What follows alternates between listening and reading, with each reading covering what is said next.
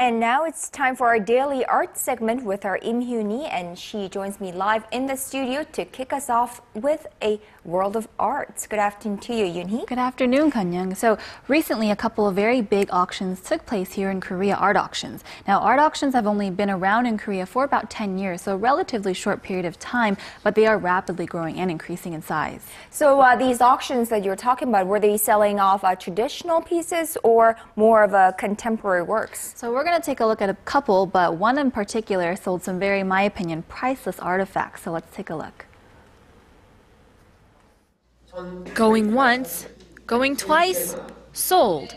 The history of the art auction here in Korea is relatively short, but the history of some of the pieces being sold goes back much further. In fact, some pieces even date back to the Joseon Dynasty, like this folding screen painting, called Yeoji Yeondo. The 10-panel masterpiece depicts a Taoist utopia. And at the 12th auction, held by My Art Auction, this piece sold for around $615,000 US. $615,000 it is. The item is sold. But that wasn't the only antique sold. The atmosphere was abuzz with eager bidders. And next up on the block was a Joseon Dynasty chair the king himself used to sit on when he was outdoors. Made with real tiger fur, adorned with gold and shaped like a dragon, this historical treasure is the first of its kind to be auctioned, and it's sold for approximately $350,000 US. Other 18th century artworks were auctioned off as well, bringing the end of the day total to $5,000 more than expected, for a record total of $2.3 million. We didn't expect this kind of response and couldn't believe how many people wanted to participate in the bidding. Compared to previous auctions, more than twice as many people attended. Since December, the response to art auctions has far exceeded any expectations, sending a burst of energy through the Korean art community.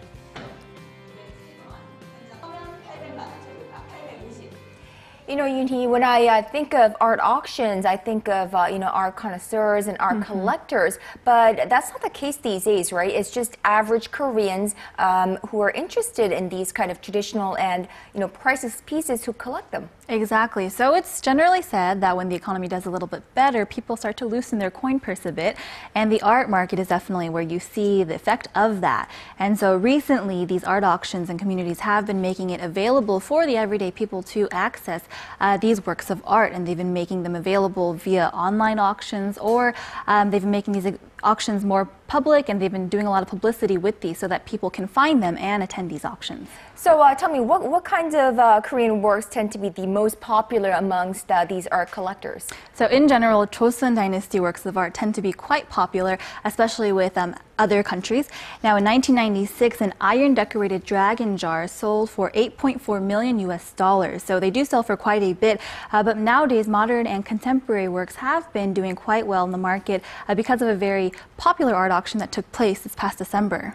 And December, I think I know what you're talking about. What is the significance of December? Exactly. So there was a spike in art interest, in art auction interest since past December because of, Chun Doo-won, his former president. So he has a big fine, and in order to compensate for that fine, the Korean government confiscated quite a bit of his family's artwork, private collection.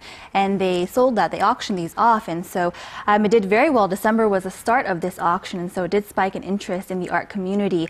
And so overall, they commissioned $7.48 million US. Well, that was quite a scandal back then, and it continues to be one these days. But, I know that for auctions, I suppose any auction for that matter, the previous owner of that item matters a lot in deciding the price of the work or whatnot. So how did Chun Doo-won's reputation affect this auction? Exactly. So at first, the auction houses were very skeptical. They were worried about these pieces. They were worried that they weren't going to sell because of Chun Doo-won. But the auctions did very well. I guess they found out that people were very anxious to get their hands on these artworks because not only were they marked at below market value, but a lot of these works were very rare, very priceless, including some works done by Chun Doo-won himself, some calligraphy works. Right, Chun Doo-won, just for our viewers' information, is an ex-president of Korea who carried out a crackdown or reform of democratic protest back in the 1980s. All right, Yoonhee, thank you for that. And linking that very special link between historical figure and artwork. And we will see you tomorrow. My pleasure.